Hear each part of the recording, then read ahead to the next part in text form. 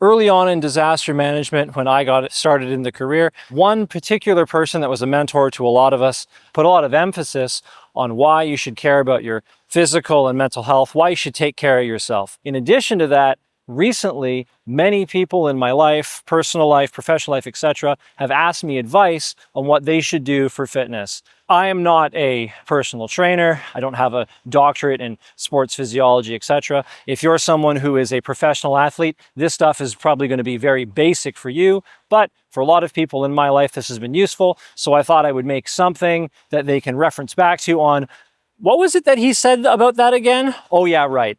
Some other people have also just asked, hey Alex, what do you do for fitness? And well, this is going to be what I do for fitness. I'm going to go through the specifics of what I do that can be used as an outline or a reference point, but I'm not expecting you to do exactly what I do. Now, with that in mind, broadly speaking, there's 5 sort of categories that overall health falls into. I wrote an article actually on this for Sun Post Media during the COVID-19 pandemic because this ended up coming up a lot. These are the 5 broad things that you should consider when looking at improving your medical situation, your overall health, etc. You work on these 5 things and you're generally speaking going to have positive outcomes for pretty much anything.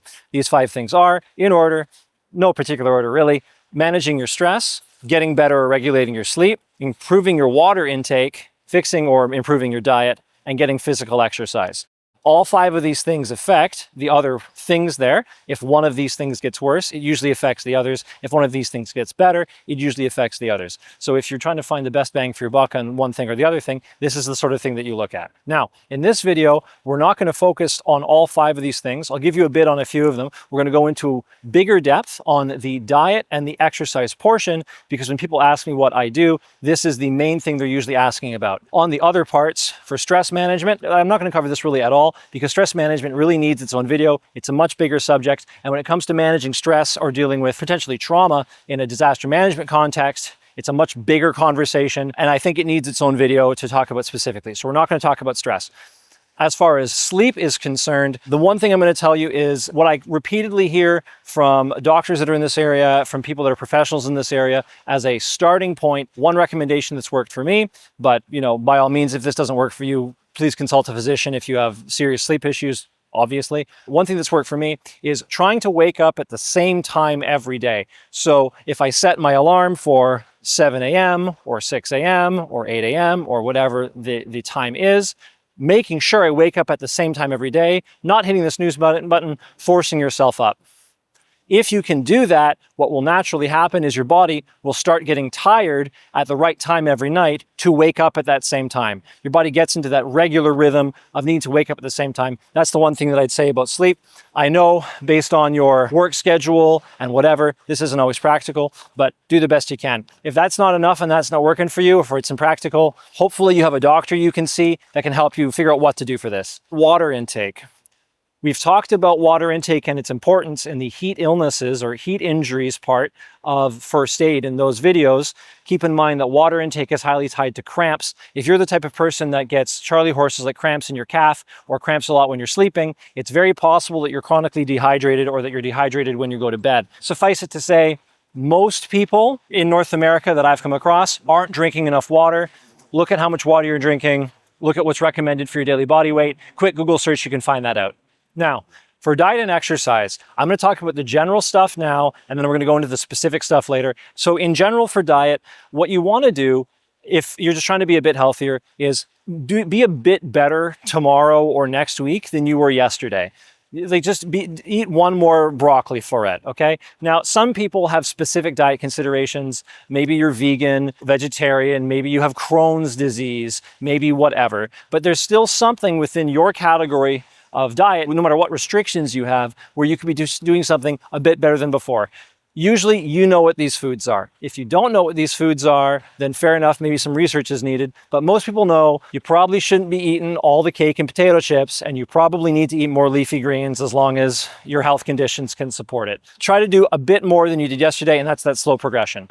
That's the basic thing for diet. On exercise, try to move a bit more today than you did yesterday. The general recommendation for people to get their minimum steps in per day is going to be something like 7 to 12,000 steps. So you get a step counter, or you try to find the equivalent thing of moving your body around, whatever. You try to find whatever that is, and you try to get in your daily physical activity. The human body wants to move. You got to make it move. A lot of jobs in emergency preparedness, you end up being fairly sedentary. Even though some of the first responders are on the go, many people who work in this field will be sitting behind a desk with a bunch of screens managing logistics effectively. It's very stressful and mentally taxing, so they'll consume a lot of calories to keep their brain sharp, but they're not moving around. And that can result in back problems and some other issues. So finding the time of the day to move around is a big thing. Now we're going to get into what I do. So everything before then was preamble. We're going to get into specifics. If you're trying to lose weight or gain weight but make it muscular weight, you're trying to improve posture, you're trying to become more physically capable of doing harder tasks, you're trying to get away with eating more food, but because you have more muscle, it doesn't make you feel sluggish. You want to be able to pick up that couch you couldn't pick up before, whatever. Fundamentally, you need to do resistance and weight training. Nothing replaces it. Pilates doesn't do it. Yoga doesn't do it. Doing cardiovascular training is good for your heart, but it's not going to replace this. You need to put your muscles under load and tear those fibers. It's basically a cycle. So you eat enough calories and you get enough nutrition in you so you can go to the gym or you can go do some sort of weight training routine, which doesn't have to be at a gym, but something like that. And then you go do that and you destroy your muscles and you tear a bunch of muscle fibers, which we'll get into specifics on that later. After you tear your muscle fibers, you have to have enough protein in your diet so that when your body says, hey, I need to grow back bigger, it has the fuel to do that. It grows back bigger, you get the nutrients in, you go back to the gym or whatever workout, repeat in a cycle again and again and again. This basically breaks down into needing to do two things fundamentally. Lots of pain at the gym, or gym equivalent, and eating enough protein, simply put. Now, I'm going to go into what I do for protein and kind of the easy tricks here and sort of the layout of this routine.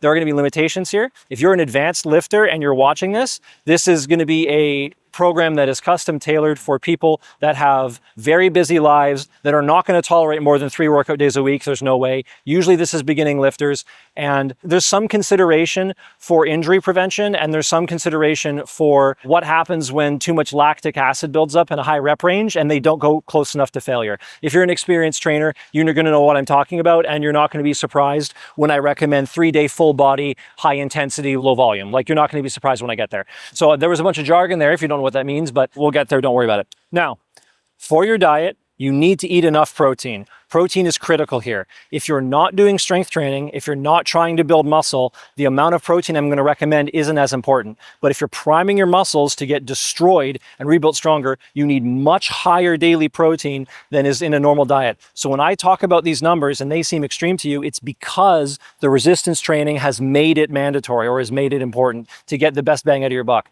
You don't want to go to the gym and then do all this damage and then not get the benefit of all of this because you skipped out on the diet portion. The diet portion is very important. If you want to put on muscle or gain strength, etc., the recommended amount of daily protein you should be taking in, you should be eating, and there's some disagreement on these numbers, but the range is between 0.6 grams per pound of body weight to 1 gram per pound of body weight. Now, why is there a range? The lower number is for when you're trying to put on muscle while gaining weight. This is often called the bulk. The higher number is for when you're trying to put on or maintain muscle while you're losing weight. This is usually known as the cut.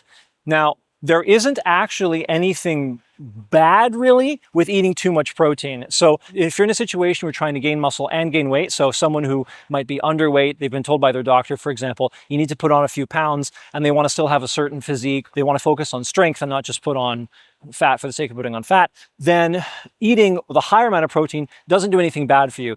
From what I've seen, there's been a bunch of studies done on this, and really it's just the calories, and people have eaten 2 grams of protein per pound of body weight and nothing bad happens. So if you eat too much protein, it's fine. All that really matters is the calorie counting. For this reason, what I personally do is I just do gram per pound all the time. And the main reason for that is if I'm in the bulk, I'm getting enough protein. If I'm in the cut, I'm getting enough protein, and I don't have to change my diet ever. So I just have one diet for everything and I don't have to think about it. With this sort of thing, if you find one thing that works for you and it's a high enough number, then you just kind of sustain it and it's not that big of a deal. Another way to think about this. So if you're 100 pounds and you're eating 1 gram of protein per pound of body weight, this looks like eating, if it's the 0.6 number, 60 grams of protein per day to 100 grams of protein per day. And we'll give you examples of what those sorts of sizes of things look like with food, but that would be what that looks like. If you're 200 pounds, this is between 120 and 200 grams of protein per day. I'm around 200, so I'm going to do basically 200 grams of protein per day just to, maintain or build muscle and sustain based on what I'm looking at doing. Now, not all protein is the same. Many people who are in the fitness industry will know what I'm talking about, but for your purposes, I don't think you actually need to care. As long as you're getting the protein number and you're eating a variety of food, it'll work itself out. There's some extremes where that's not exactly true, but you don't need to make this too complicated. Find out what your target body weight is in pounds, ideally. If you work in kilograms, fair enough, you can convert, but find out what the number is, gram per pound, that's your number, keep it simple. When it comes to finding food though, there's another rule that I make for myself. And this rule is my diet has to be 40% caloric protein. What does that mean? For every 1,000 calories that I eat, 400 calories of that must come from protein. 2,000 calories, total 800 calories has to be from protein. Easy trick for this, just so you know, for every 1 gram of carbohydrate you get, there's 4 calories. For every 1 gram of protein you get, there's 4 calories. For every 1 gram of alcohol you get, 7 calories. For every 1 gram of fat, 9 calories. When you look at the back of food, let's say you have a 100 calorie thing on the back of a nutrition label. If the thing says 100 calories and there's 10 grams of protein, because there's approximately 4 calories per gram, that 10 grams of protein is 40 calories of protein in the whole thing. So 100, 10, 100, take the 0 off, 10 meets 10, you're at your 40% number.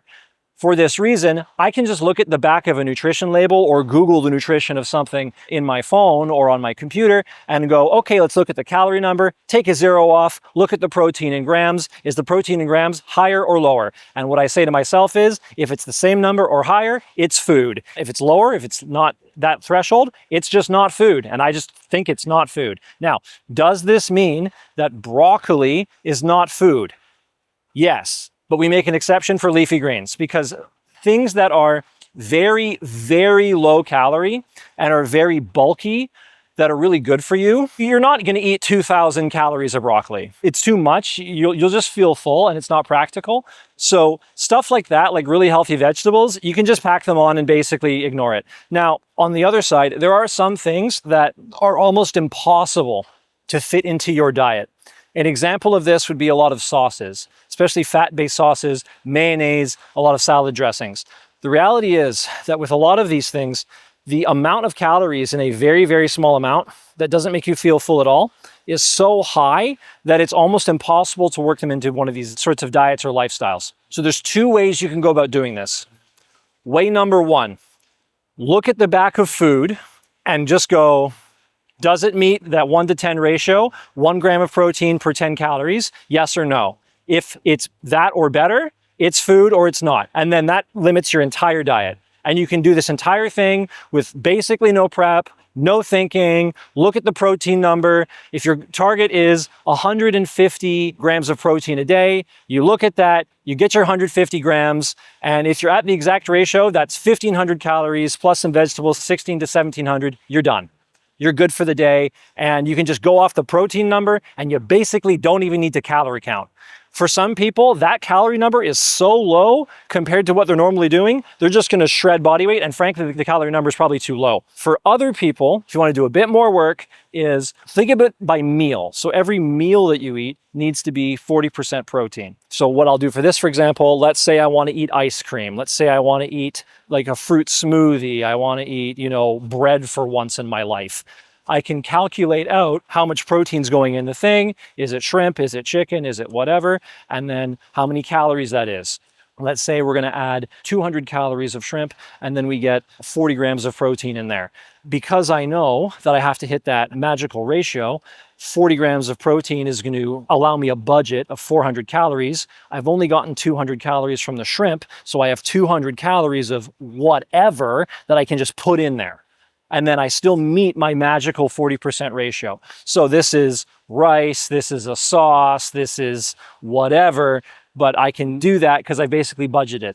This is what we end up basically calling meal prep, where you plan out these little portions of, okay, this with this with this, that is like a block. So it's like you have Legos that make up your day, you know? For this sort of thing, because you need your protein to be high and because you don't want to eat so much food that you gain weight if you're trying to lose it, you got to keep your calories low enough to lose weight and your protein high enough to keep or build muscle. You don't have a choice. You have to do this. It is what it is. If you're not in a caloric deficit, you're not going to lose weight if you're trying to lose weight. The two ways to get in a caloric deficit are to exercise more or eat less. And the human body is very, very good at not burning calories, because we used to, in the ancient times, try to outrun wild animals and starve for a week. So our body's really good at starving and not losing weight. So when you're trying to unnaturally make it lose weight, you got to count the calories. You don't have a choice, okay? There may be a limit on the amount of protein that you can eat, especially with one thing.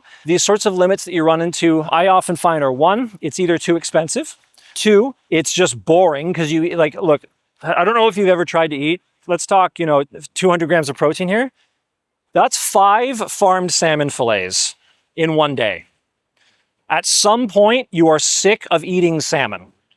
So being able to go bit of salmon, bit of chicken, bit of shrimp, tofu, whatever, mixing it up makes things a lot more easy. And at some point, you hit your calorie limit. So with some proteins, there's just too many calories in them, realistically. It doesn't hit that magical ratio. You can't really sustain it. A great example of this would be nut butters. Peanut butter, almond butter, cashew butter, stuff like that. These are really, really good foods if you're trying to gain weight. I know many oncologists, cancer doctors, who have patients. I'm not a medical doctor, but we have some adjacent industries and we talk shop. And one thing that they've often said to me, one of the first things they recommend to their patients that get very low on weight because of their treatments is they'll recommend nut butters to help people put on some weight. These are very, very calorie dense foods. If you're trying to gain weight, fantastic. If you're trying to lose weight, not so much. But look, some people, they like the flavor of peanut, and it's like, well, you're banned from eating nuts forever, and that's just not sustainable. What you can do is you can find basically nut isolates. So these are basically, it's like peanut flour or almond flour, stuff like that, where they've taken so much of the fat out of it, just have really the protein left. There's a few different brands of this sort of thing that we use for making smoothies and ice creams and stuff like that. What you basically get is effectively a protein powder, but it's just one ingredient, the nut of whatever it is. You add water and you can make it the consistency of whatever it is, and it meets your ratio. It meets that magic number. It goes from being some sort of, relatively high protein food that helps you put on weight to an alternative to buying whey protein isolate, where you can make your peanut butter sandwich with some different things in it, and it's not going to help you put on a bunch of pounds. It's going to help you keep the weight off. So there are solutions to this sort of thing that are, an additives list that's longer than your mortgage. There are things that you can do. Okay. On sauces, there are some sauces that you can do that aren't going to be that bad. Look for 0-calorie things. Most mustards are 0-cal. Mustard tends to work really well. A lot of soy sauces, very low in calories, pretty high in salt, depending on what your doctor thinks about your salt intake. That might be a concern. And if you need to get your salt up, soy sauce works really well. Low sodium soy sauce does exist. Stuff to consider. Okay, exercise portion. We're going to be strong like bear, I don't know. Now, as a reminder, the strength training portion is mandatory. Otherwise, the high protein diet, having this much protein in your diet, is completely pointless. You do not need this much protein unless you're doing strength training. In general, you should be doing 7,000 to 12,000 steps per day. Your general cardio in, keep your body moving, and so you can get your stamina up. If you have better working cardiovascular system, you can get through the workout easier. So you want to be moving around. So there's other things that you do that can complement this. The plan. This is what's known as a full body split, 3-day-a-week resistance training thing. The way this is going to work is you're going to have a strength training workout where you tear your muscle fibers, 1 or 2 days of rest, and then a workout. Do not do this 2 days in a row. You haven't had enough time to recover. Don't wait, workout, 4 days workout. You've had too long, your muscles are fresh again. It's time for more pain, okay? So workout, rest, workout, or workout, rest, rest, workout. This is gonna end up being 3 days a week. So 3 days a week workout, Monday, Wednesday, Friday works, weekend, Wednesday, weekend works, whatever, but 3 days a week, okay? Make sure that you are working out 3 days a week, period. Okay, having said that, if you cannot do 3 days a week because you simply refuse to, fair enough. The number one thing with exercise is consistency. It's showing up. People can give you all sorts of tips on the rep ranges and the sets and the design. 40 to 50% of your gain from this, maybe not that much, most of the gain from this is going to be showing up at all and doing something where you push yourself hard. Look, if you can only go 1 day a week, at least go the 1 day the week, okay? Do something. But ideally, if you're trying to get massive changes and really take advantage of how much protein's in this diet, you want to do the 3 day a week split, okay? When you design a program, after consistency, there's 3 components of this. These are often referred to as volume, intensity, and frequency.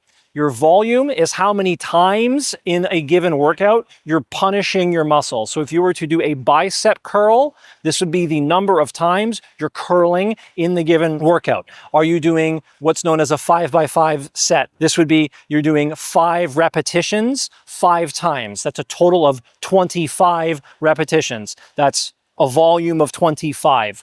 Right? High volume is about doing more. I'm simplifying, but basically. Intensity is how close you are to your maximum or how heavy this is. So a high intensity workout is where you keep pushing it until you basically can't move at all. This is going to be what we're focused on largely here because volume takes time. And a lot of people that I've worked with, they don't want to spend an hour and a half plus in the gym. They don't have the time for it. They need to be in and out in 30 to 45 minutes. And if you're going to do that, you got to get the best bang for your buck in the time, which means you're doing intensity, you're not doing volume. And the third thing is frequency. Frequency is how often you return. It's how often you hit the given muscle group in the week. So some people will do what's known as a push-pull leg split. For example, if you do a 3-day push-pull leg, you would do your chest 1 day, you would do your back 1 day, and you would do your legs 1 day. The problem with doing one of these sorts of low frequency splits for a beginner, there's 2. Number 1, you're going to be fresh again. So if you work out your chest on Monday, and then the next time you work out on your chest is the next Monday, you're going to be recovered before then. A beginner isn't generally going to know how to hit their chest hard enough to actually need a week to recover. So for you, assuming you're a beginner, it's going to make a lot more sense to do it more frequently in the week. Another problem is the more of a beginner at this you are, the easier it is to just kind of have a bad workout, a day where you didn't go as hard and you didn't really do the job you wanted to do, which is fine and this happens. But if you're going to hit it again in 2 days, then whatever. It's not like you blew the whole week. It was just one workout, but you get back into it again, you had the one bad day and you pick it up again in a day or 2, right? It's harder to slip when you do it more frequently. We're going to focus on high intensity, high frequency, low volume, so that you have a bigger margin of error and you have a most efficient use of time because you're not going to the gym 6 days a week. If you are going to the gym 6 days a week and you are an advanced lifter, you probably don't need this video unless you're just watching for curiosity for what I do. So because advanced lifters don't do this. Also, you don't want to just get into advanced lifting right away if you haven't done this stuff before because you just think it'll be great, because a lot of people who do this have been training for a long time. They know the do's and don'ts, their bodies are ready for it. Being a beginner is good. Okay, one more thing before I go into the specific breakdown. With health and fitness, most of your gains, most of your improvements are logarithmic in nature. So if you have a logarithmic function, this axis is the amount of work that you're putting in, and then this axis is how much you improve. Most of your benefit comes from when you're a beginner. For people who've already gotten their beginning benefit out, like Olympic athletes, have to work 2, 3, 4, 5 times as hard as you for a 5% increase. They have to work way harder. So Doing this basic stuff is the best bang for your buck. The difference between doing 3 days a week and 6 days a week is not a difference of 50% more. It's a difference of like 10%. You don't need to kill yourself doing this. Just get in the gym at all with something basic. Okay? One other thing that's done with this, and a caveat I want to say, this specific version of a full body split is designed to keep things interesting. There's a lot of variety in it, and specific versions of it are done to lower your injury rate, because I have some people who've come to me asking for help with this with sciatic nerve problems and lower back issues, where we've had to modify some of these lifts for them to make it so that they don't hurt themselves, because you generally are low risk of hurting yourself in the gym, but there's ways to make it even lower risk and set people up for success. Oh, and the big limitation here is, because of the way I've designed this, this is not the type of split you do at 5 p.m. on a weekday. Because if you go to a gym, at a commercial gym, while it's busy, this thing is impossible. You want to go when it's basically empty, or when there's very few people there, when you have the gym to yourself, or a home workout setup, or something you can do where you don't have to wait for machines. If you have to wait for machines with this type of plan, it's not going to work. It's going to take way too long. If you have an environment where you have to do things that are different, you are sharing a lot of equipment, you would design something completely differently. You'd still do full body, but it would be different. Okay, doing sets and reps properly. What you want to do for this is between 8 to 12 repetitions. So 1, 2, 3, 4, 5, 6, etc. If you do that and you cannot get to the 8th, and I mean, your life is in danger, adrenaline, whatever, while maintaining proper form, no matter what you can do, there is no way you're getting that weight up for the 8th rep. It's impossible. If that is happening, then the weight is too heavy. You should be dropping the weight down. You don't need to beat yourself up about this. Finding out where your starting weight is with a lot of this very early on it's a learning experience, okay? But if you can't get to 8 reps, it's too heavy.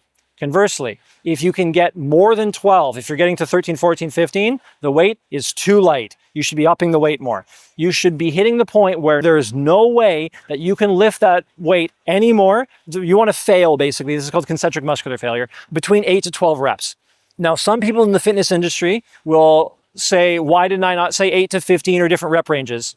My experience is, with the people that I've worked with, once they get past 12 reps, they second guess themselves and they think they're at failure way before they are, and they leave, 5, 6 reps in reserve. Anyone who's a gym enthusiast will know what RIR is, but for someone who's newer, you want to basically not leave much left in the tank. And when they have that lactic acid buildup, they leave too much in the tank. So with 8 to 12, 8's high enough where they're not so heavy that the risk of injury is high, and 12 is low enough that they don't second guess their reps in reserve, from my experience. Other things work for other people. For me, this is a really good range. Okay, so that's what I'm doing. And for the rep itself, you want to control the weight up and down. I think of this as 2-1-4. So working against gravity, 1, 2, hold 1, 1, 2, 3, 4. So you're controlling the weight the whole way. You don't have to count and take that long. The big idea here is you just make sure you're not dropping the thing. You just pick it up and make sure you control it on the way down. So as long as you're doing that, you're fine. 8 to 12 reps, 2-1-4, control it. Before you begin your workout, so I'm going to go through the exact thing that we're doing in order. Do not statically stretch. Static stretching is an incredibly bad idea before doing strength training. This is common knowledge in this industry. If you sit here and just do this, you are essentially predisposing yourself for injury. Muscles do not want to be statically stretched and then go under extreme load. It's a bad idea. You can do dynamic stretching fine, but really just go on the treadmill or something for a bit and warm up a bit, or do a few motions with the exercise you're about to do. You don't want to do static stretching. Very bad idea. The workout we're going to do, I go by what I say is 5-3-3-2-2. This is 5 leg exercises, 3 back exercises, 3 chest exercises, 2 arm exercises, 2 shoulder exercises. Now, some people who are in the fitness industry will go, whoa, there's no way they can handle that much. We're doing 1 set. We're not doing, this is low volume. So this is a total of 15 sets in the entire workout, but all 15 exercises are different. 5, 3, 3, 2, 2. That's pretty much it. The ordering is also important. We're going to do what's known as basically circuit training. So the idea here is you work out one muscle, and then while that muscle is screaming, you go work out a different muscle while that one finishes screaming, and you just keep going so you don't have an interruption. This way, your heart's still beating, your heart rate's still up, you're still working, but your muscle that you've just fatigued has time to recover before you hit it again. So the order that I work with, but you could flip one or two things around, is leg, back, chest, arm, leg, back, chest, shoulder, leg, back, chest, leg, arm, shoulder, leg. And I go through that every day that I'm in the gym. In addition to that, we want to try to make sure we hit every major muscle area once, and I'll explain what that looks like. And all that really matters is everything is different. In a lot of cases here, this is choose your own adventure. It doesn't really matter what exercise you put where. It's just make sure that you have something that's in that broad category and make sure you've covered all your bases by the time it's done. Certain exercises that are very, very fatiguing, that hit the large parts of your system, things like squats, things like pull-ups or chin-ups, those sorts of exercises, often it's recommended that you'll put it earlier in the program. But if you wanted to do it later and you're a beginner, you can do it later if you're a beginner, it's fine. You're gonna have 5 things for your legs, 3 things for your back, 3 things for your chest, 2 things for your arms, and 2 things for your shoulders, and you slot them in wherever and you just do them. What I know that some of us will do is we'll put all the dumbbell stuff in one section so that we can just stay in the one area, and then it's just easy and convenient, and then we'll move to the other area and we just kind of sort it based on proximity in the gym, whatever works. Okay, now I'm gonna give you a breakdown of sort of the way to think about the different muscle groups here. Now, when you're looking at your legs, you basically have 4 major parts to consider. You have your glutes, which is your bum. You have your hamstrings, which is the back part of your leg right below your bum. You have your quadriceps, which is the front part of your leg. And then you have the calves. Now, there are technically other things to consider with your legs, but those are the big 4 things. So you're gonna want one exercise that hits your calves, one exercise that makes sure you hit your quads, one that hits your hamstrings, one that hits your glutes, and you have 5 leg exercise. So the final one is dealer's choice. Are you the type of person that wants to have a particularly nice looking posterior, like your favorite pop star? Well, you can focus on that by putting 2 exercises in, whatever you wanna do, okay? So 5 legs. For the back, you basically have 2 major things to consider. There are more muscles than this. The fitness enthused will know, but for beginners, you basically have the upper back and the lats. So you want to have one motion where you're pulling like this, which could be a lat pull down, or it could be a chin up or a pull up. And you want to have one motion where you're pulling in like this, like rowing a boat. This is why we call them rows. For the chest, there's upper, middle, and lower chest and other things, but frankly, pretty often when you hit your chest with almost anything, you hit the whole thing anyways. So you want to have 2 major categories of motions. You want to have a pressing motion, and you want to have a hugging motion, otherwise known as a fly. So make sure one of your exercises is something where you're pressing. This could be push-ups, this could be bench press, this could be a chest press, this could be a machine. There's a whole bunch of different things, and one motion where you're bringing in like this, okay? 3 chest exercises, so you have one that's dealer's choice. With back also, one like this, one like this, you have one that's dealer's choice. On the arm, there are 3 arm sections by and large. You have your bicep, which is usually a curling motion. You have the back head, which is the tricep, which is the opening motion, usually done through holding an opening like this, or through grabbing something and pulling down like that. There are a variety of things you can do. Put in 1 bicep and 1 tricep. There's also the forearms, which is important for grip strength. You're going to be doing a lot of work in the gym or in this sort of program on your grip anyways. But if you want additional work with that, I would recommend adding in grip work on your off days and doing it fairly regularly. There's some research on grip strengths linked to all-cause mortality and some things related to that and the importance of it. So it could frankly just get its own special treatment on other days. And then for shoulders, the fitness enthusiasts will want to talk about the 3 main heads of the shoulder, and I get it. But for beginners, just when you're learning, you'll want to do 1 lateral raising motion. So kind of like this, and there's variations where you can pull a cable and do like this. There's ones where you hold dumbbells and go like this. There's ranges where you go all the way above your head and then all the way back down. There's all sorts of motions like that. So one lateral raising motion, and then you're gonna wanna do one pressing motion. So that's when you hold and then you go straight up. It's very similar to a bench, except it's straight up. So one of each of those, and that's your 2 arm and your 2 shoulder in there. And that's it, right? So you have your 5 leg, you figure out what you wanna do, hit all your muscles, 3 chest, 3 back, figure out what you want to do, 2 arm, 2 shoulder, figure out what you want to do, and then you do it. If you find an exercise that you're doing, you don't like it, feels like garbage, find a different one that works the same muscle, whatever. Are you the type of person has a really hard time with lower back problems and you can't load weight up above you on your shoulders like this?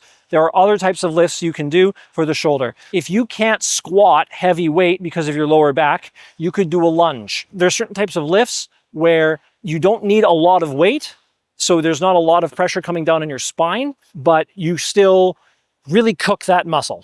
One last thing on the modifications. One person in particular had concerns where they were imbalanced. So coming straight on here, they were like this. They were completely crooked and lopsided, and they were one side incredibly dominant. So with them, what we did was we gave them a lot of things where the weight was detached. So instead of them holding a bar where one side could help the other side, we had 2 weights that were detached. So instead of having a machine where you push one rigid thing together, you can instead have 2 dumbbells because you have to stabilize them separately. And what we would do is we would make sure that they lifted the lighter weight that the less dominant side could handle. So if one arm, for example, could do 30 and the other arm could do 20, then both arms just did 20 until the weaker side caught up, and then we continued on from there. So there's all sorts of modifications you can do. Now look, between setup, getting the weight figured out, etc., the exercise itself, when you're in motion, is going to take about a minute tops. If you're going faster than, like, you know, the 2, 1, 4 thing I'm talking about, if you're going like 2 seconds, whatever, this is less than a minute. How long does it take for you to sit down and choose the weight? If you think about it, this is 15 exercises, 2 minutes per exercise, that's 30 minutes, you're done. Let's say it's 3 minutes per exercise, that's 45 minutes, you're done. Once you're comfortable with this sort of thing, you easily get this done in well under an hour. The first time you go do this though, you're new to the gym, you don't know what these things do, you're trying to figure out the way these different weights work, etc. Maybe schedule out like an hour and a half to kind of get lost. And that's fine. When you're kind of getting used to this, it might take some more time. But once you get down and ready, and once you're used to this sort of thing, it should be pretty fast, and you should be able to get it down to that half an hour to 45 minutes. And it shouldn't be that big of a time block out of your day, type of thing you can definitely do. So that is what I do. 45 minutes, 3 days a week. 40% of my diet is protein, and I basically say certain things are food or not food. And I use the power of whey protein and peanut isolates to make ice cream, and I get to eat ice cream for breakfast every morning. Nice. That's pretty much it. Yeah, that's what we do, and it's good. For me, my calorie intake right now is training more for being able to lift more, for being able to do rescue carries, extricate people, and focus on being able to lift heavier things. So I'm not trying to, you know, get ready for beach body here. I'm trying to get ready for breaking down doors and rescuing people and that sort of thing, for training and stuff like that. But, you know, if I were to focus on the beach body thing, I would just lower the calorie count and cut pretty fast. I mean, John, we don't have to show you here, but for interest, you went on this fun thing. From how much weight to how much weight and how long? 220 to 194 within basically 3 months. Okay, so he went from 220 to 194 within 3 months, and significantly stronger, generally felt better. And now we're going to go into examples at the gym of some of these different exercises and how to do them properly, or certain things to look at to make sure your form is correct, so that if you need a how-to on that, you'll have that. Hooray. Hello me at the gym. Very good. We're going to do a warm-up. We like doing stair climber, so we're going to do stair climber. In this case, we're going to go as fast as we comfortably can to do a certain number of steps. We're going to do about 150. And we do it without holding on, because when you don't hold on, when you do hold on, you're not doing as much work with your legs, you're stabilizing. I'm not stabilizing as well. With this, you have to keep your balance. So we go as fast as we can while keeping our balance. I'm just going to do about 150 steps. I find for me that doing about 150 at this sort of speed gets me warm enough where I feel good. And that's pretty much it.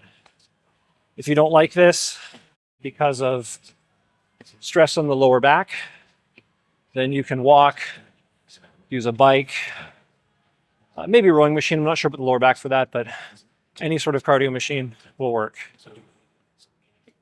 You usually want to be working hard enough where you can talk, but it is slightly difficult. If you can have a whole conversation while doing this nonstop, it is too easy.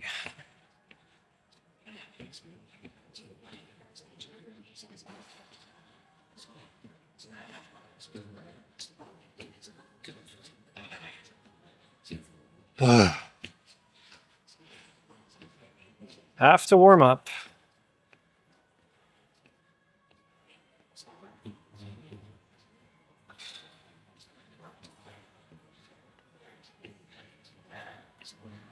Have to warm up. And 150.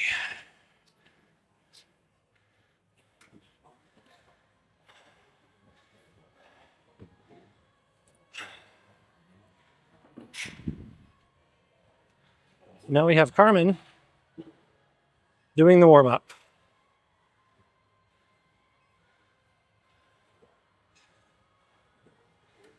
There she goes.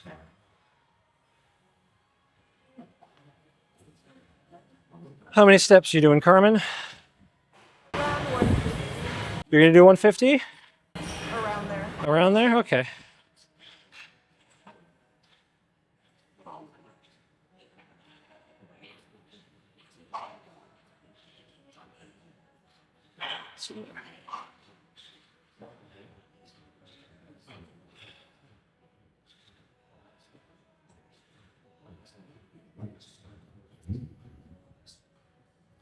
Let's see if we can change the angle a bit.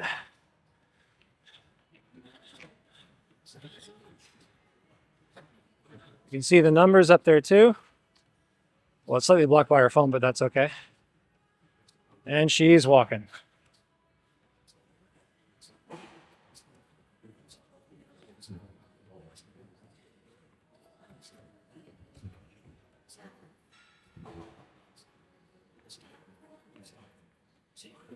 Carmen, try not to hold on.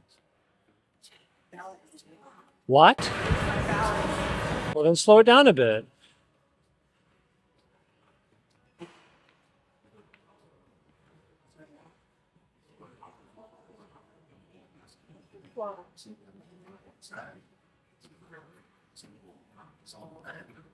It's too fast to balance, but it's too slow to be interesting. The ever constant debate of the stair climber. Look at her go.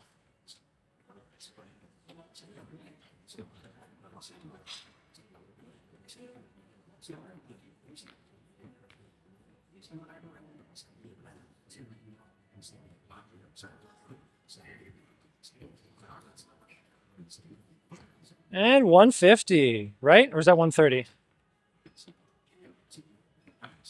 Look at that. We did the warm-up and now off to the first exercise. There we go. Now we've arrived at the leg extension machine, or the leg curl machine, sorry. So you're going to curl your legs. The way this works is you lie down. You try to line your knees up with the lever there, and you pull up and go down. Carmen's going to pick a weight that she feels is good for her, and she's going to do 8 to 12 reps with full range of motion.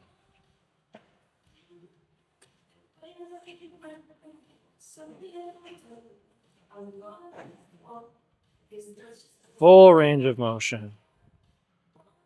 See this? Full range of motion.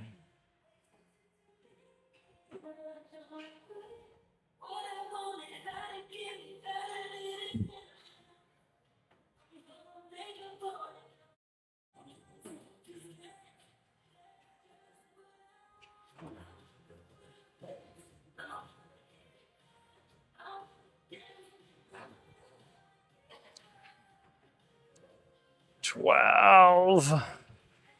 That's a half rep. More. More.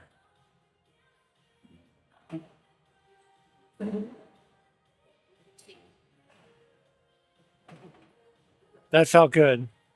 And now you barely get out of this thing by falling back and just feeling like, why don't your legs don't work?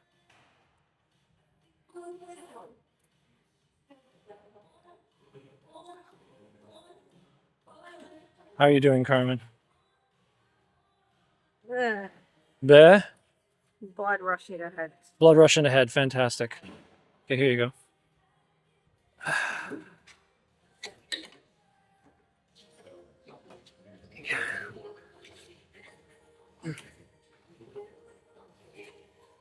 Let's go 140.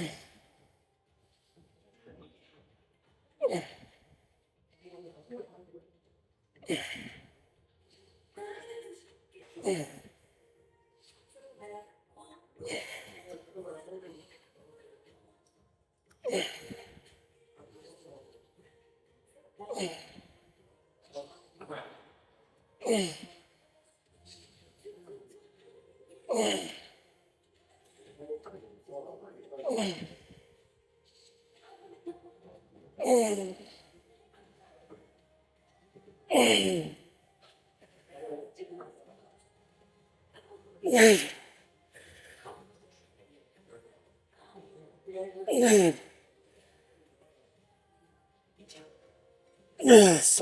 Okay. Oh, that was too late. We're going to have heavier next time. That's okay. Now I got to wipe the machine down. Okay, so for this, I'm going to do body weight, and I can't do 10 body weight, but I'm going to get as close as I can. And then after that, I'm going to take 90 pounds off of this and then do assisted. So the way this machine works is whatever weight you put on here, it counterbalances that and it makes it that many pounds easier. So this is a great machine to learn how to do pull-ups. When you can't do one pull-up yet, it helps you progress. So we're going to do wide grip because I want to do wide grip. You could do a chin-up. You could do this instead. Just whatever feels better for you. Don't overcomplicate it. Just move yourself as best you can. Okay.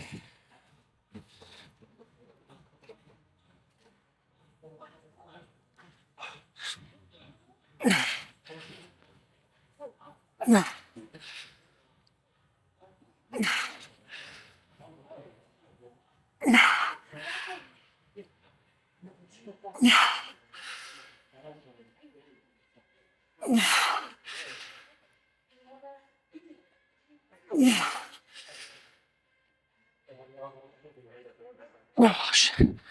Okay. 7.25. Maybe 6. I don't think I even went the full way up on the 7. Okay, no rest. Let's go.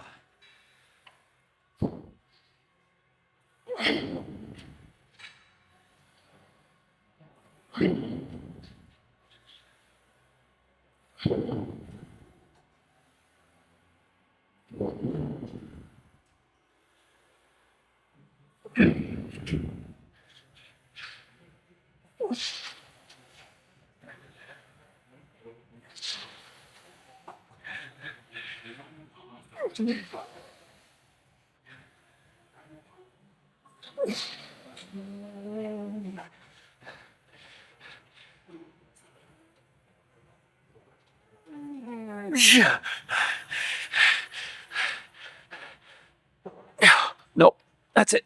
Oh yeah, oh yeah. Okay, and this is gonna fly up. So try to brace it so it doesn't fly. Yeah, okay. And now Carmen is going to do pull-up land. She starts out unassisted. She's working up to doing body weight. Yeah.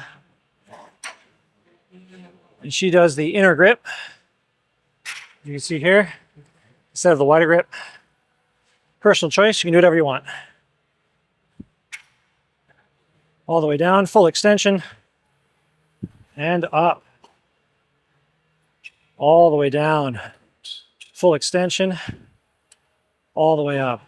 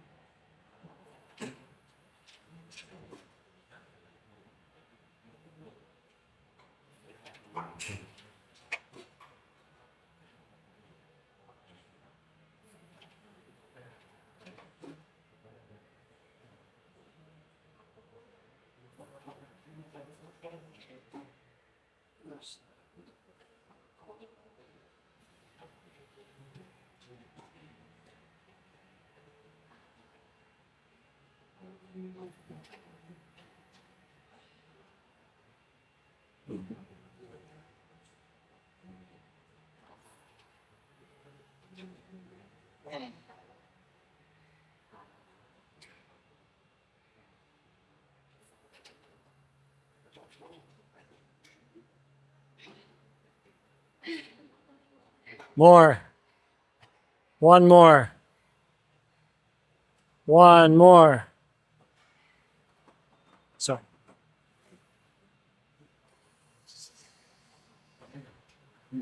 Yes. Now she tries to get off of the thing. Fantabular. How do you feel after that, Carmen?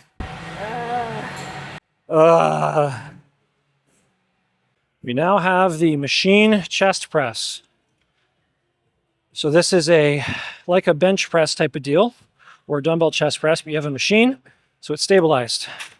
You change how far upper back the seat is to see how far back your arms start on this. You want to start basically as far back as you can comfortably go so that you're getting the biggest range of motion possible.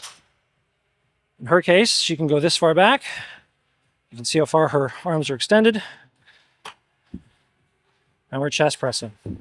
You'll notice that when the arm implements come back, they're going past her chest line. Normally with some bench presses, you're limited by that, so she's getting pretty far back there.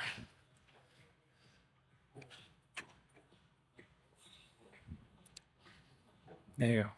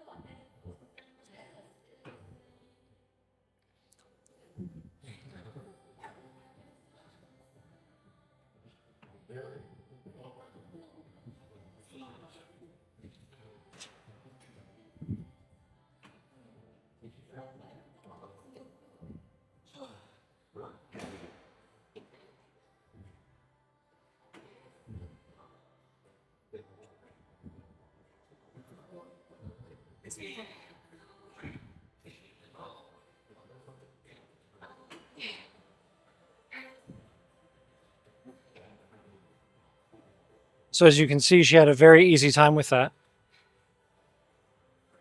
which is why it was so slow at the end. That's sarcasm. Good job, Carmen. Okay. Carmen, how do you feel about that? I'm glad you didn't ask me for another one. Do you want to do another one? No. Okay. Okay, so dumbbell chest press. When you're lining the bench, I like in a bit of an incline.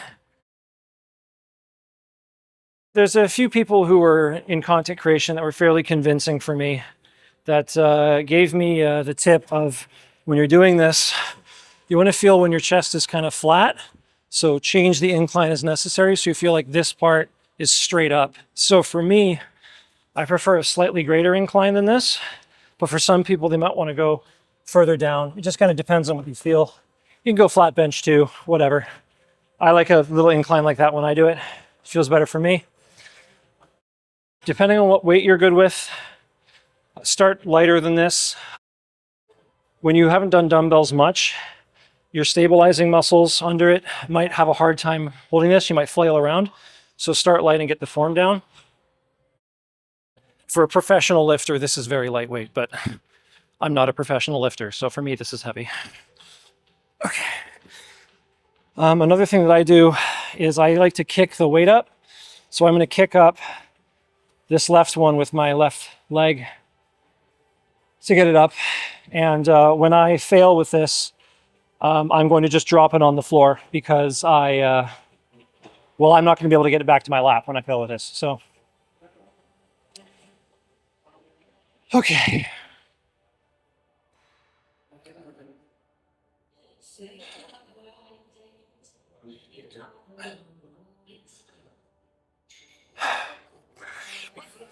Okay, there we go. We're alive.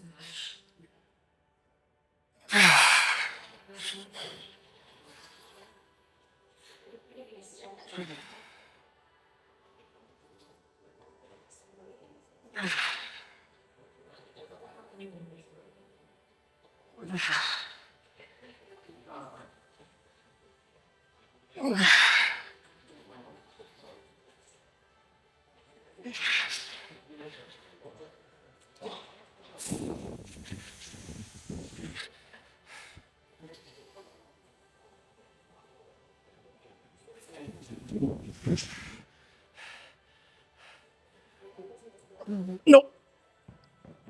Okay.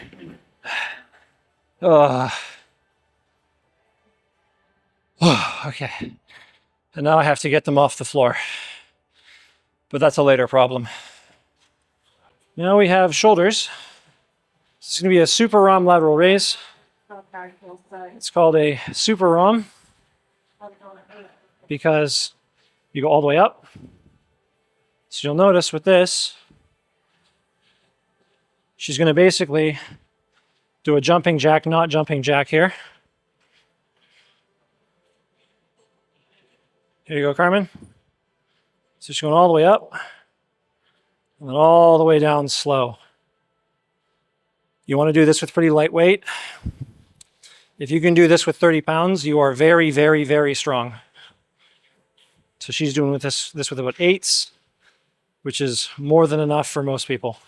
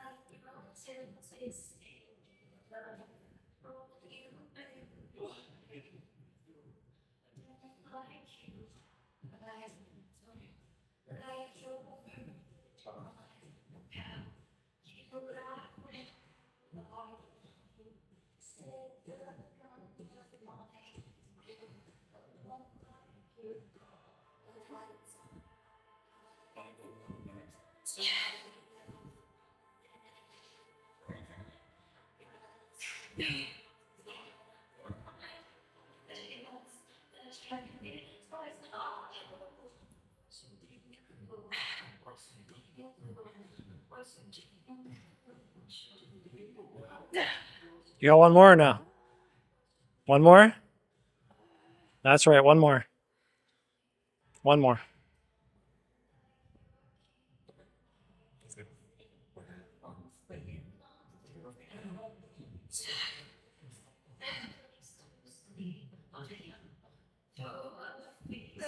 There you go. There you go. Fantastic. How are we feeling? Sounds good. Super ROM, same thing Carmen just did.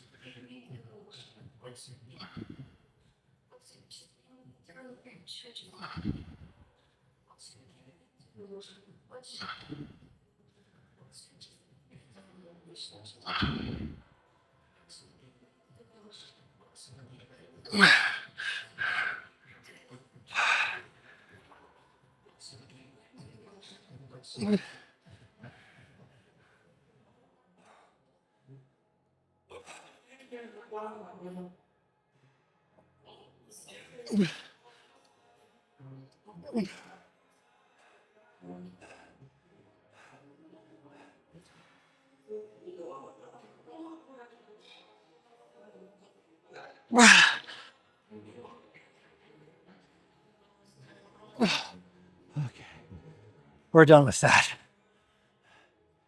And now we have a more difficult lift, the Bulgarian split squat. This is a progression from a lunge or a reverse lunge. You place the bench against the wall, because if you're a bit heavier, sometimes the bench can move, and that stabilizes it. We both take our shoes off for this because for whatever reason, I just don't find it comfortable with my shoe on. So she's gonna stretch her legs out from that seated position to mark how far forward she's gonna stand, like so. I think she's adjusting a few times, which is good. She's there. One foot's back, and then it's essentially a single-legged squat almost.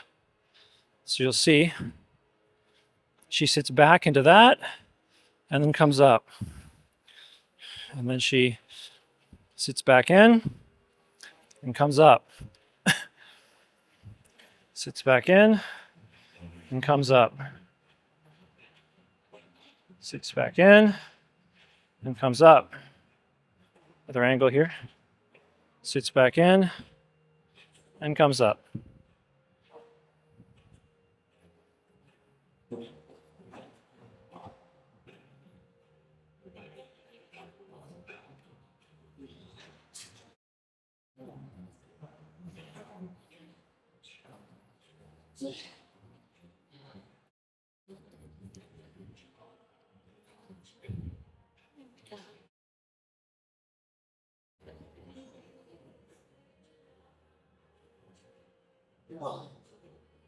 There you go. And then she gets to do the other leg.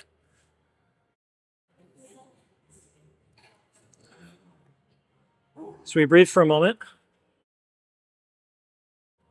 You think about all the mistakes we've made in our life and how they've come to this, the Bulgarian split squat. This is not a beginner exercise. I would recommend doing something else and progressing into this for most of you.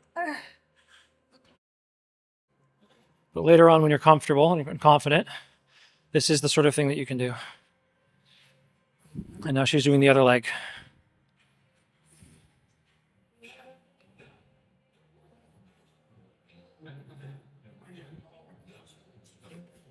Oh, there we go.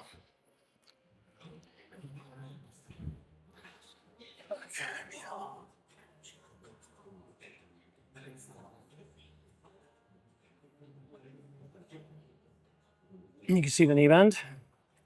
Look at how far back it's going. Because she's bent forward, because of how far back that leg is going, this is a more glute-focused variant. If her back was straighter pointing up, and she was going a little bit less far back, this would be a quadricep or a front leg variant. But this is the glute one.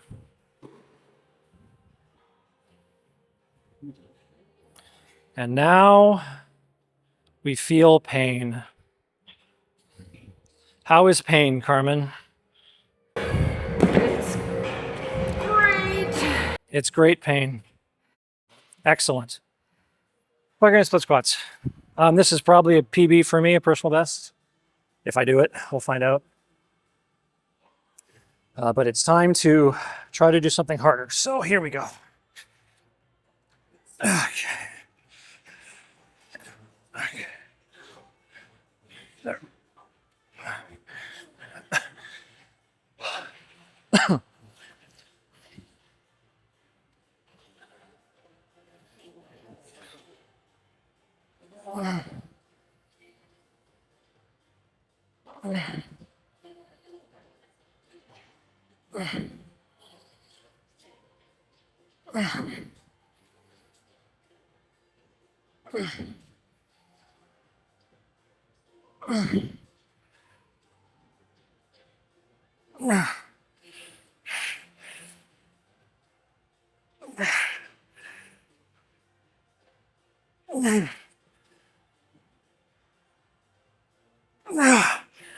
No.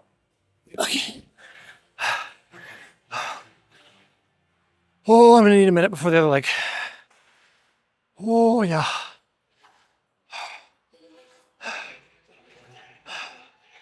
Sometimes when you finish that one, you run into this problem where you get dizzy and you forget what leg you just did. I have to do this one now.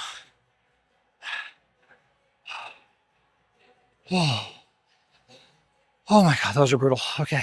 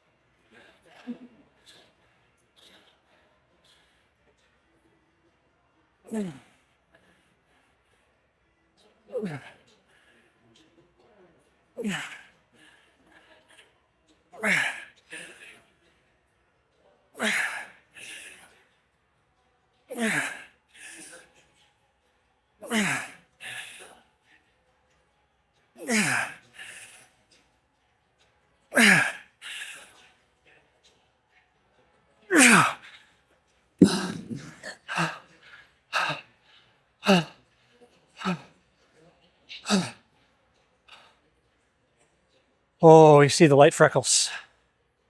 Yeah. Now we're off to go do rows. So this is a seated row machine. It's like rowing a boat. You have your handles. You can adjust the seat as needed and the center piston for your chest to rest on. Pick a weight. And once again, 8 to 12, full range of motion. So she's going to grab the handles and then all the way back.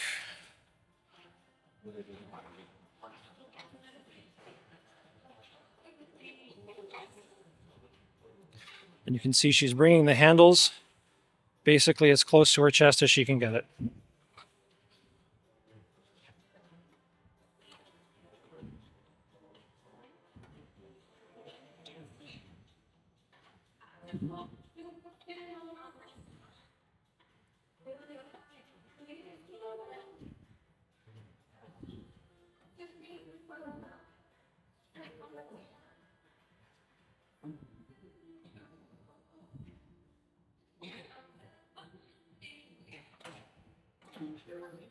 You have one more, Carmen? No, you got one more. You got one more. Maybe even two more.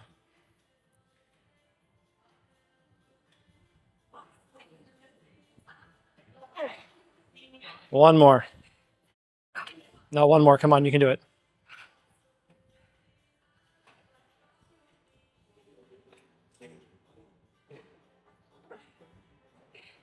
There you go. Fantastic. That was half of one. And then you went a bit farther, which is good. Okay? Okay. So we have the row machine. This is a different type of row. You saw when Carmen did on the machine. This is a cable pulley. This has a bunch of different attachments that you can clip on. So this is this attachment, for example. This is a closer grip. And you have a different attachment there for a bit of a wider grip. You have cables and all sorts of different sorts of clips. I'll use this one because it's here. I think I've been cheating my form on this recently, so I'm going to make sure I do good form. Okay. Okay, so for this machine, I want to keep your back straight. You don't want to curl. There's different variations of this. Some of this you move with your legs and you do the whole thing like you're rowing in a boat. But with this, we're going to try to keep straight and just do this the whole time. It's more important to focus on pinching your shoulder blades and coming back here than it is to move your arms. So even when your arms fail, if you can keep doing that at the end, you're trying to work those upper back muscles. So, it begins. Also, try to get a good grip in there. I try to get my palms in this grip and not the tips of my fingers, so I don't put too much pressure on the wrong knuckle. So, get a good grip and let the pain begin.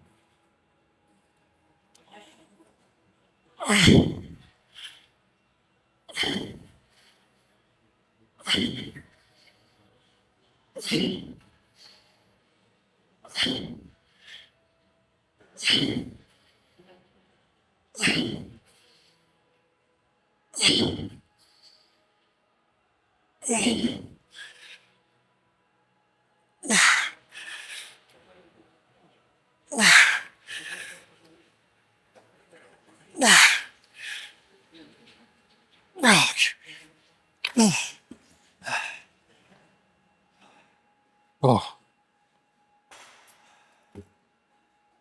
Make sure you move that back. Can't do this, still do that. Okay. We now have the Pec Fly or rear delt machine. You attach this to the number that works for you. Go as far back as you reasonably can while still being able to grab the thing so you can get full range of motion. And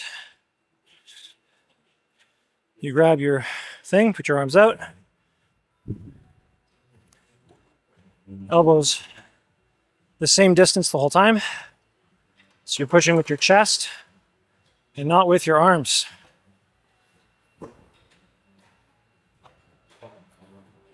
Okay. Here we go. Hello, Carmen. Hi. Hi.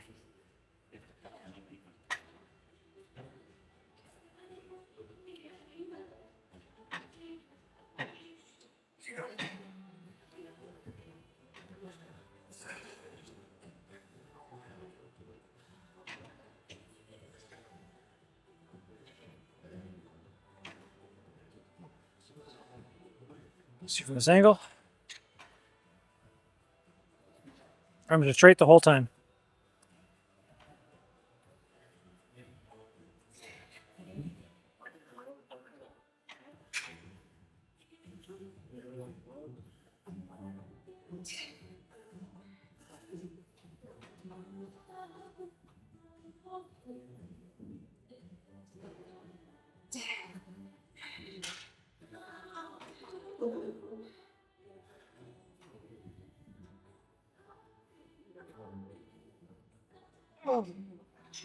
That was 10. One more.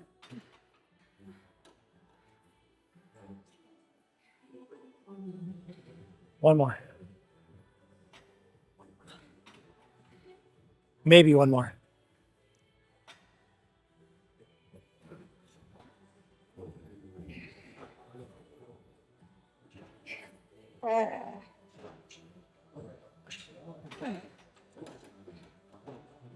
Nice.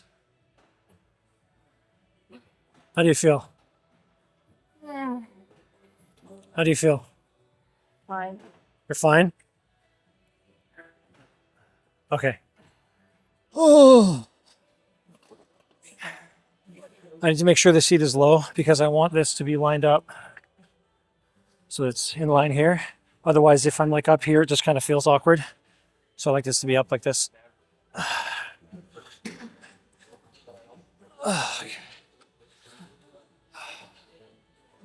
Also, I like to make sure that my hands are about the same distance up. Because if one hand is down here, then it gets kind of awkward. So I like to use these things in here as markers to make sure that I'm as equidistant as possible.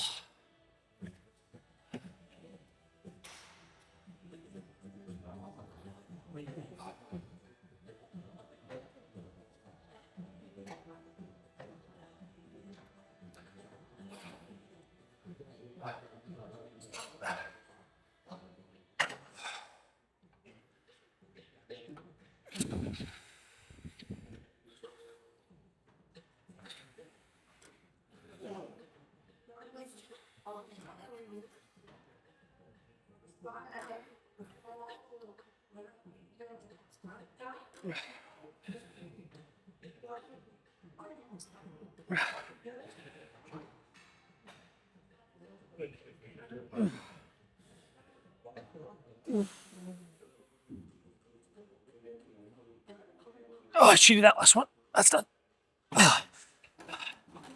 Yeah, if I do another one there, I'm going to cheat it and have that form. Oh, my entire chest hurts. Okay, that one was good. Oh, that felt good. That felt bad, but that felt good. Oh, yeah. Now this is going to be your standard bicep curl. So she's going to do a standard curl. A hammer curl would be if you turn your hand inward and did it like that instead of like this. She's going to go from all the way down, all the way up. Or she's going to hammer it down. Interesting. Okay. So she brings it up straight. She twists it about 90 degrees, and then she comes down in a hammer curl.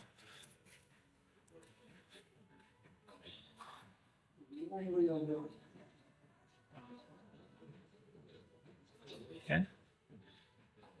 Notice she's not throwing it with her back.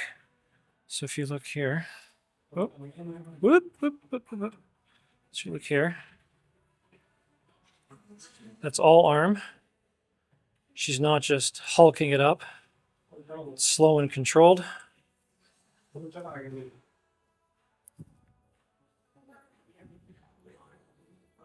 Forces all the weight onto the bicep.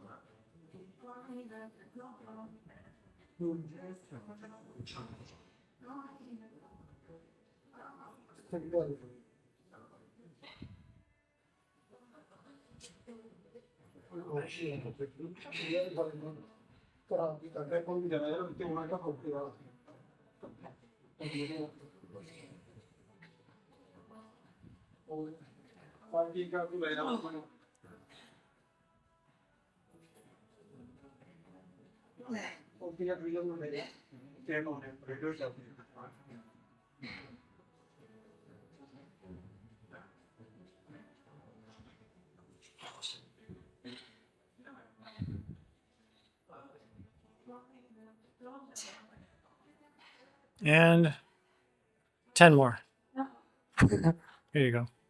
I can probably do 40s, but I think I've been sloppy recently, so I'm going to make sure that I'm doing this correctly.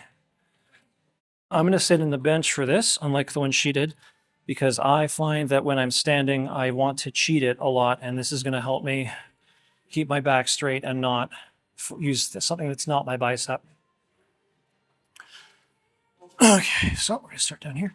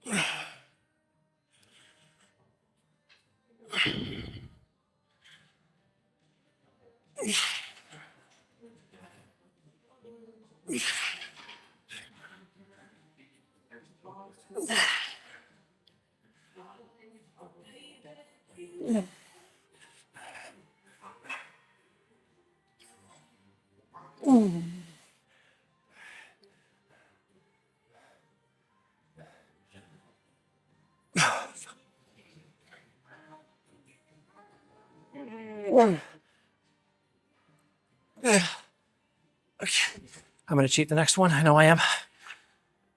Okay. Oh, yeah. Oh, yeah. Welcome to the torture chamber, the turf. This is where we do lunges. Lunges are a very good exercise of excruciating pain and balance and overall goodness. Carmen, who is otherwise referenced for this as She-Hulk, is going to be lifting 20-pound kettlebells because she is strong. I'm going to go beside her here for this, so you may see the lunge. the walking lunge. The walking lunge, boys and girls. You walk, you bring your knee down, and you get up from this horrible position of excruciating pain.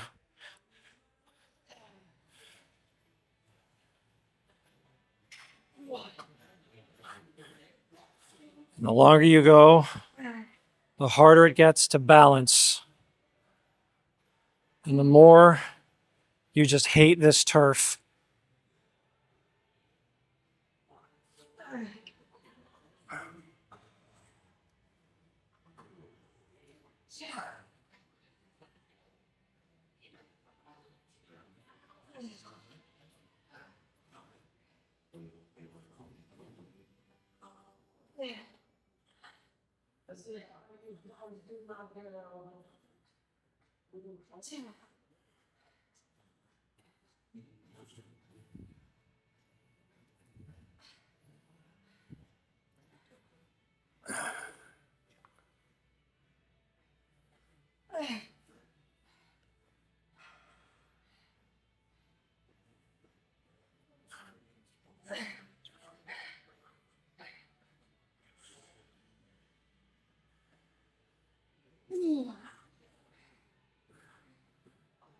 How many was that?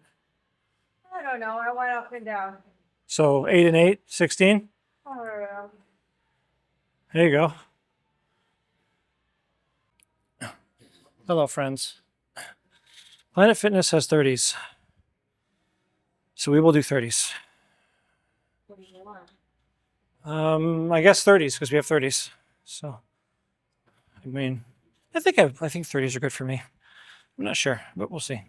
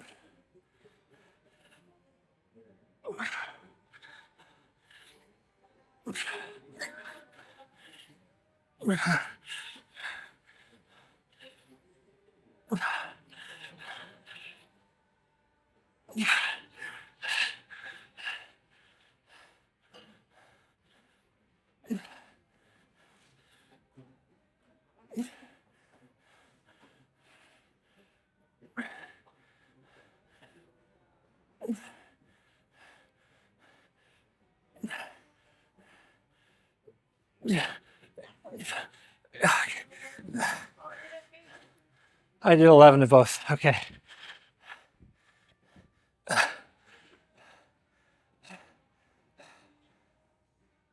Oh, those are systemically fatiguing.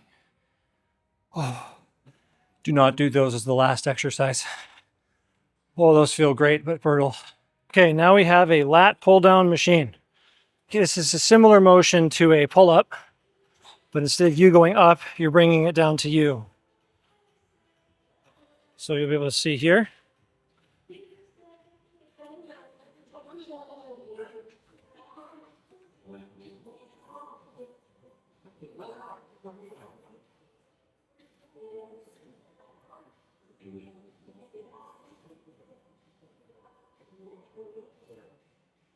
There you go. I'll show you from the front too.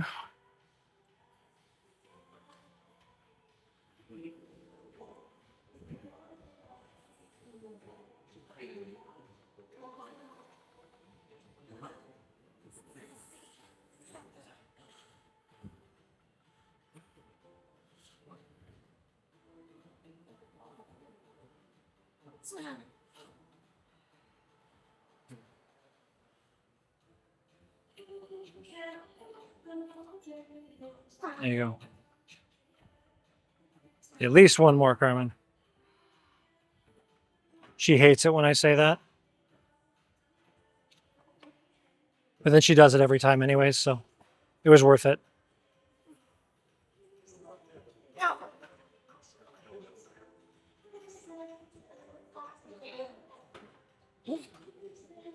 How did that feel? Horrible. Horrible? Excellent. So Planet Fitness has 75 dumbbells, 75-pound dumbbells, so that's what we're using. This is a dumbbell row. This is one row variant that you can do. If you want to use a free weight, you don't want to use one of those machines. This is something you can do. There's so many different types of rows, but here's another one. When you're doing a dumbbell row, what you want to do is put your knee on the bench, put your hand on the bench, and then make sure your back is straight and your bum is out. You want to create this form. You come up and down like so. That's what you're doing, okay? You don't want to curl yourself in like that. You don't want to do that to your back. So I'm out. I haven't done dumbbell rows in a while. Usually I'm doing row machines because I usually do more than 75. But hey, maybe I'll be weak on this. Who knows?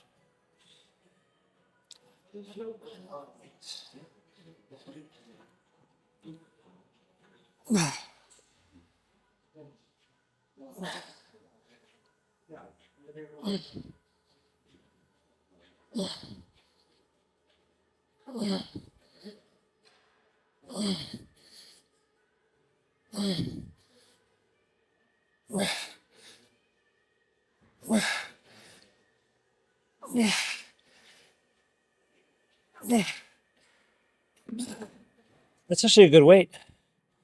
I haven't done this in a while. That's actually good. I think I'll add dumbbell rows back in. Okay, and you come over and do the other side. Having a bench where you can roll underneath is kind of convenient for this. Sometimes you can't roll underneath with the benches and it's a bit work to bring around.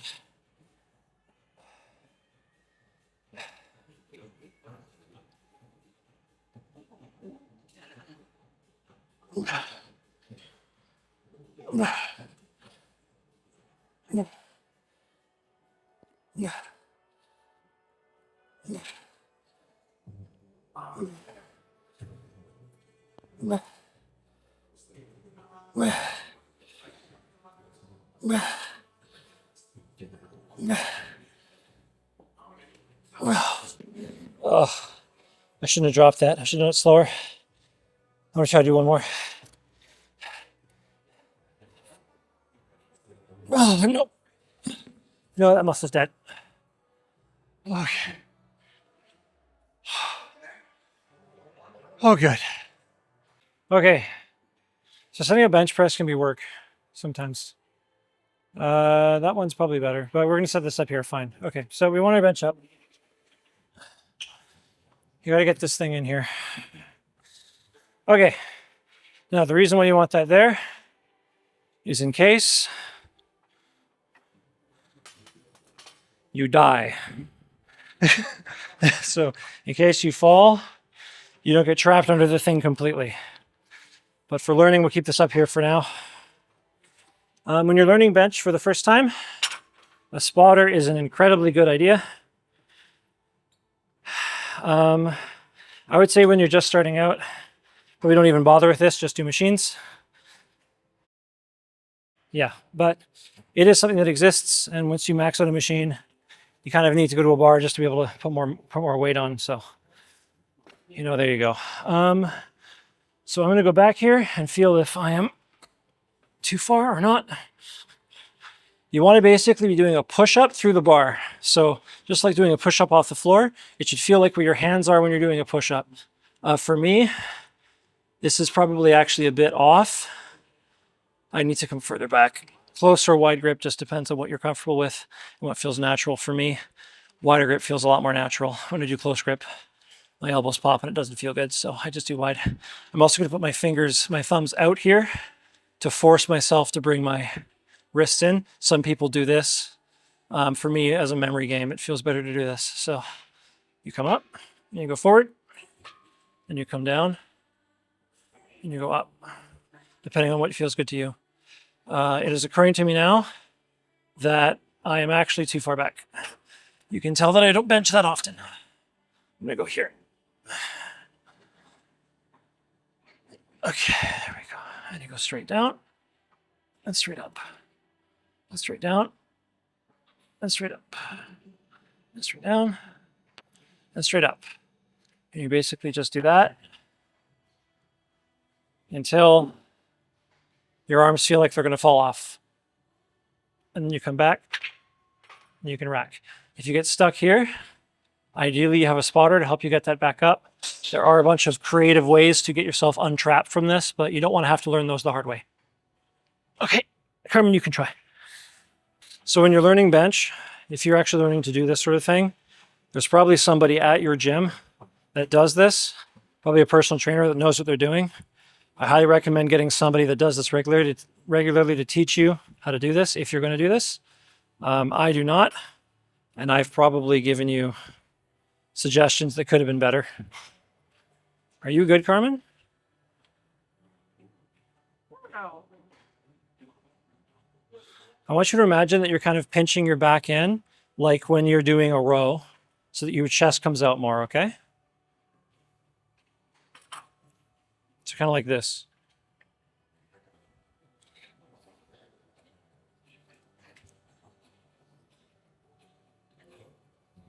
And you might need to come down more so that when you go up and down, you don't get trapped on here. Because you have to push up and then forward a bit to start your things. You've got a lot more bum space, so you can come down. There you go. We're on leg workout.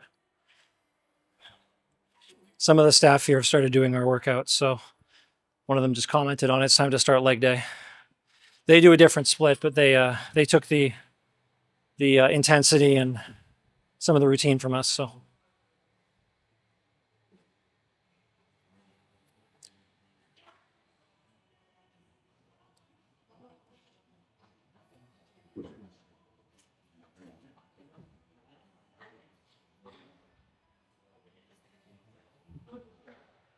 Real weird to balance. yes, that's part of it. How's the weight? Fine. Okay.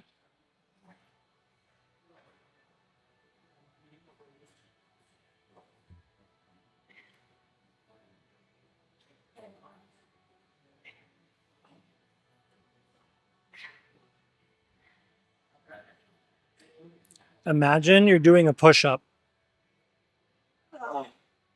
You're pushing up through the bar. So the bar is the ground.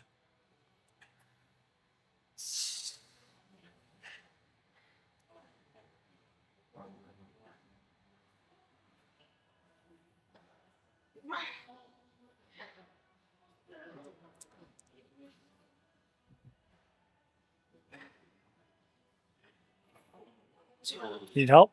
Nope. Okay, you're good? Okay. How do you feel? Is that interesting? I guess so. Maybe do it, maybe don't. What? What do you think about doing it? Adding that to your workout? Don't know. Don't know. Well, it was an interesting experience. Oh. Watch your head. Awesome. Okay, so for deficit push-up, these are really, really good. I really like these. Setting them up can sometimes be interesting.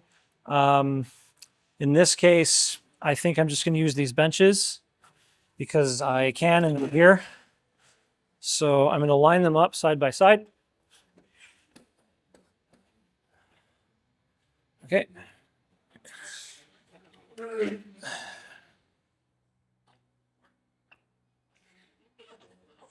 So they're like in line. That looks pretty good. So I'm going to use that and go below into the ground.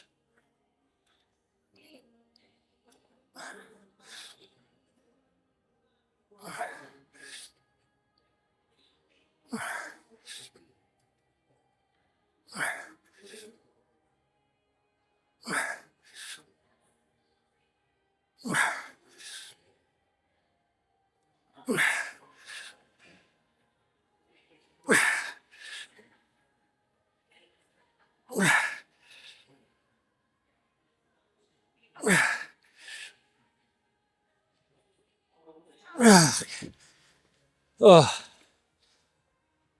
oh, they feel so good. We are now at our favorite little glute lift machine. One of the many machines you can use to work out your bum.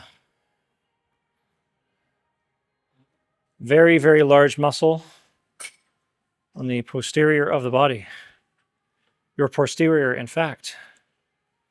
So here we have a belt that basically has a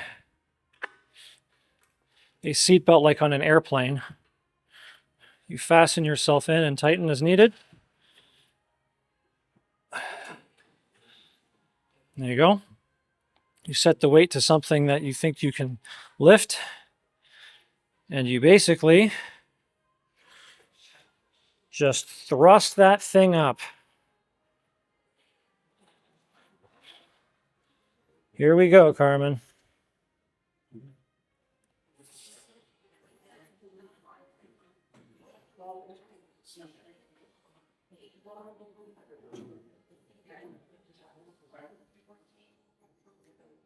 She's probably holding the underside of that belt so that it doesn't dig in, because it probably is uncomfortable on the front there for her. So she's just assisting it that way.